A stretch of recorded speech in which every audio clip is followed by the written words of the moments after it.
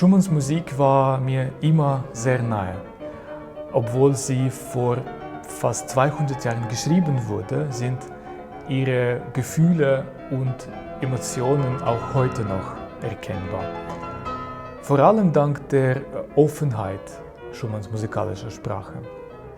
Es ist eine Musik, die einen sofort hineinzieht und immer berührt. Ich finde auch, dass Schumanns Musik heute sehr aktuell ist. Sie ist sehr intensiv, in ihr passiert vieles und sie ist voll von extremen Kontrasten. Manchmal ist sie so turbulent und überwältigend mit Emotionen, dass es schwierig sein kann, sich in dieser Musik zurechtzufinden.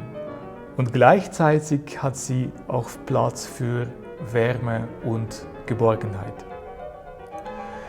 Die Idee, ein Album mit Werken von Robert Schumann aufzunehmen, ist noch während der Pandemie entstanden, als ich gerade mit der Arbeit an den Davidsbündler-Tänzen begonnen hatte.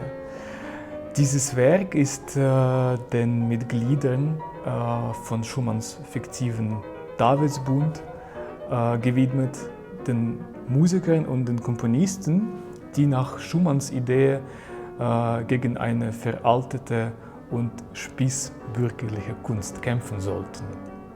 Zu dieser Gesellschaft gehörten nicht nur lebende Komponisten, wie zum Beispiel Frédéric Chopin oder Franz Liszt, sondern auch einige, die nicht mehr am Leben waren, wie zum Beispiel Johann Sebastian Bach. In den Davidsbündler-Tänzen hat Schumann jedes der Stücke den anderen fiktiven Figuren seines Davidsbundes zugeordnet, nämlich dem Florestan und Eusebius.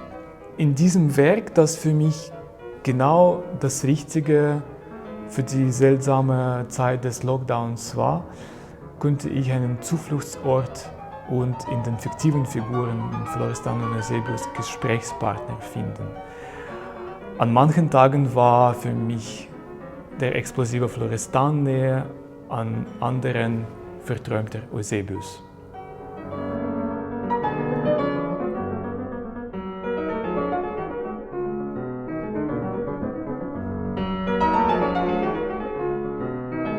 Die zwei gegensätzlichen Charaktere, die mich so inspirierten, haben die Grundidee des Programms gebildet.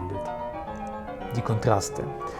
Die Stücke, die ich für diese CD ausgewählt habe, können diese Kontraste sehr gut widerspiegeln. Zum Beispiel die intime und fast introvertierte Arabeske wird den brillanten und sehr virtuosen Toccate gegenübergestellt. Oder die Davidsbündler-Tänze, in denen Schumann eher die Innenwelt der Figuren in den Mittelpunkt stellt, kontrastieren dem Faschingsschwank aus Wien, in dem eher eine Stimmung eines Festes als eine bestimmte Figur porträtiert wird.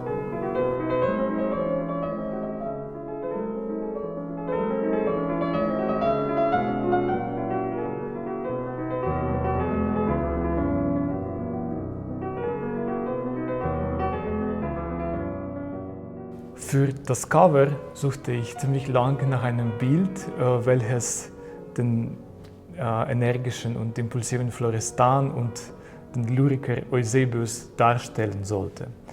Und ich hatte Glück, den Schweizer Künstler Francisco Sierra kennenzulernen, dessen Arbeiten mich immer mit ihrem Humor, mit ihrer Atmosphäre und nicht zuletzt malerischen Meisterhaft beeindruckten. Unter Franciscus Werken mochte ich besonders seine Monde, die charismatische und rätselhafte Figuren. So kam die Idee auf, dass sich in diesen vieldeutigen Monden die Facetten von Eusebius und Florestan spiegeln könnten. So ist das Bild wie ein Vorspiel für alle Stücke des Albums, in welchem das Zusammen, das Gegeneinander und das Balancieren der beiden Charaktere hörbar wird.